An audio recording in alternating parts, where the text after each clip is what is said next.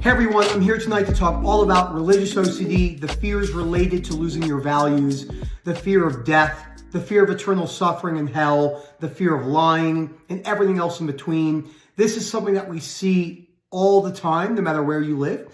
Now, people coming in from the Middle East, we work with a lot of people from those areas, Saudi Arabia, Pakistan, Iran, Iraq, the Islam-based countries, India, a lot of places where religious culture is just largely held on societal beliefs, why you don't need to lose your religion and or your faith, but you want to work on those black and white demands that we see that tend to come with religious doctrine, and just the way that people kind of live their lives.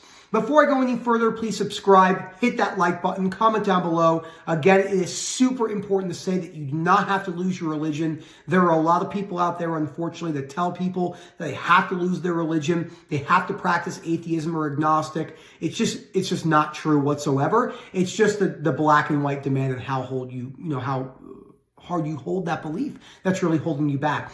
And if you're interested in our coaching services, if you have these deeply held fears, please email us at info@ocdrecovery.com and we will get back to you in a timely fashion. So the first thing, again, to cover is that, as Albert Ellis says, it's not concern that gets you into trouble, it's over-concern. So it's not the belief in God or the belief in losing your values that gets you into trouble. It's the black and white demand that you must live by your values, you must follow the word of God, etc., etc. And this goes for all religions, right? Christianity, Catholics, people who practice Islam, Judeo-Christians, Buddhists, Stoics, etc., etc. Now, the reason why I want to open up with this is believing in atheism, as I do, and that there's no afterlife and when you die nothing happens, is a belief system.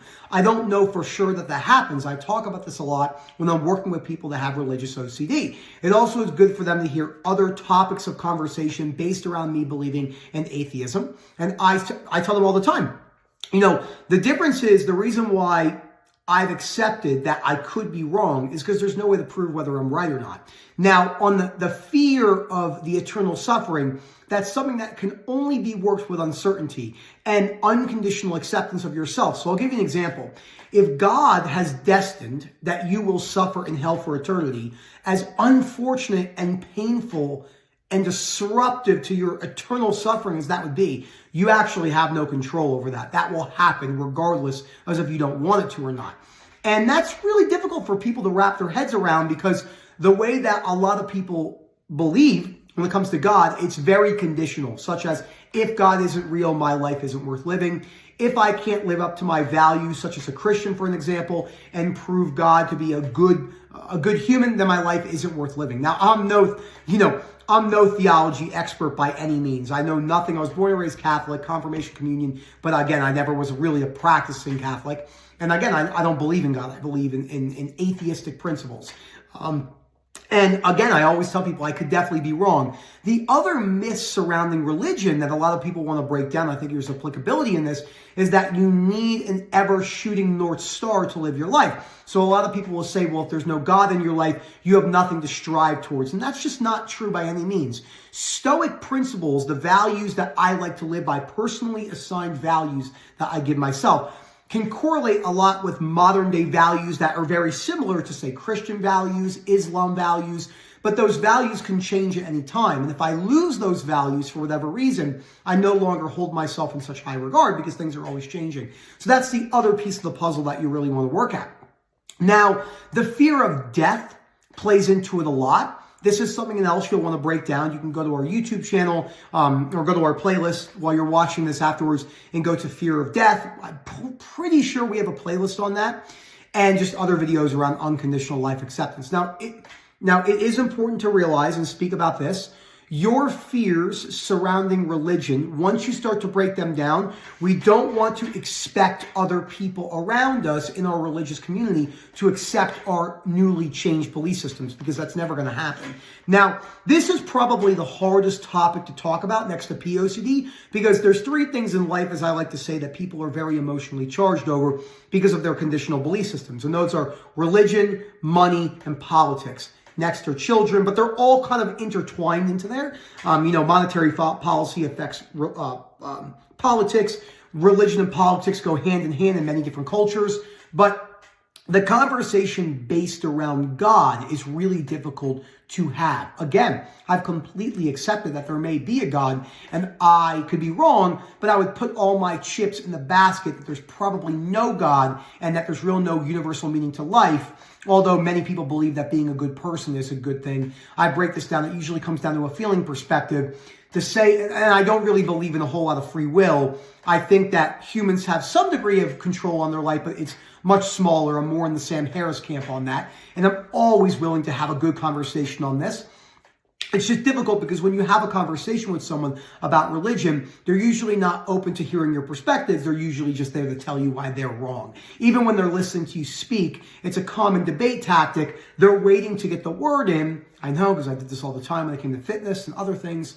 And even OCD recovery in the beginning, I wanted to prove people wrong, and now I just state my opinions and I listen to people, and whether they listen to me is not really any of my, doesn't really affect my life really in many different ways. And religion is the same way. So as you start breaking down your fears surrounding religion, the fear of losing yourself, you will probably feel isolated at times, and you'll have to work on that as well. And I love to give people a heads up on that because that does tend to happen when you're surrounded by a very religious community, especially people in the Middle East. Now, again, let's go to the fact that you don't have to lose your religion, your faith values in order to recover. So let's say you are a practicing Christian and your values are family, country, helping other people, and being a good person. First thing I want to do is break down the fear of being a bad person, because we know there's no such thing as good and bad people, inherently good or bad people. There's no way to substantiate that claim. We just have humans that perform acts that are deemed as good and bad in the society, cultural time period they live in, usually societal norms. And you'll learn more about that from the third book on the reading list, The Myth of Self-Esteem. So it's really important to break that down. But I have all the similar values that I would say a practicing Christian would have. I enjoy helping people. I enjoy acting in good behavioral manners. I enjoy decreased lying. I enjoy being faithful in many scenarios. But the reality is, as things change in life, and there's many things that happen that we can't explain, people's discipline can slip after 20, 30 years. They get tired. They kind of let their guard down. Things go wrong. Maybe they lie a little bit more. And humans will naturally lie. Honesty, there's the quote, honesty is the best policy. That's not true by any means whatsoever. Lying is a skill in many ways and has great benefit. If your wife comes downstairs and she says, "How do I look?" and you really don't like the dress, the chances of you saying, "Hey, look, I think you look a little fat, your gut's sticking out a little bit," is probably not going to end well, so you're better off probably lying. That's the reality of life. I think not highlighting that is a childish response. That's just my opinion on that, and I think a lot of people get stuck in that.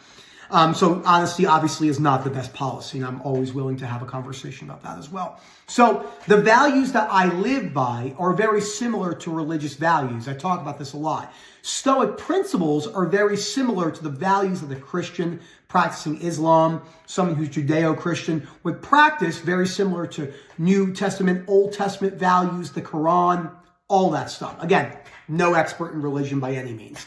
I just know what I know, which is probably not a lot when it comes to religion, but I do know a lot about beliefs.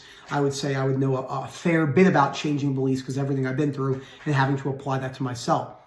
So again, the first thing you want to do is look at those fears. The fear of going to hell, eternal suffering, the fear of dying, the fears of losing one's values, and the fear of not being the Christian or Catholic or Islam practitioner that you want to be. And even if you lost that, that would be unfortunate and frustrating, but it wouldn't need to perpetuate chronic shame and chronic guilt and chronic suffering. Thank you so much for watching this video. Again, the first book on the reading list at our website, OCDrecovery.com, will be very beneficial for you. Practicality, breaking down the exercises in the book. And if this is something you're stuck with and can't get underneath, if you're working with someone that tells you have to practice atheism or become agnostic, not true. You can keep your faith and your values. It's just losing that overall demand that you have. They must be true. Thank you again. info@OCDrecovery.com, and we'll get back to you in timely fashion. Have a good one, everyone.